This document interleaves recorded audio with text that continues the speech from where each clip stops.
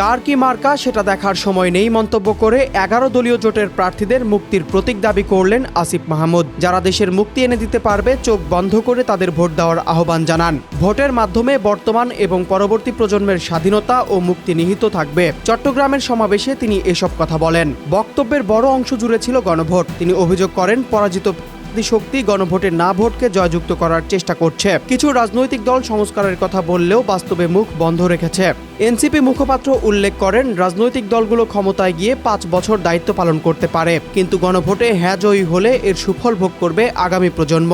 গণভোটের ব্যালটে সবাইকে হ্যাঁ ভোট দেওয়ার আহ্বান জানান। ভোটের মাধ্যমে রাষ্ট্র পরিচালনায় পরিবর্তনের প্রত্যাশা তুলে ধরে বলেন, আপনাদের একটা ভোটের মাধ্যমে বাংলাদেশ সুশাসনের দিকে এগিয়ে যাবে। বাংলাদেশ আবারও সার্বভৌমত্বের পথে এগিয়ে যাবে।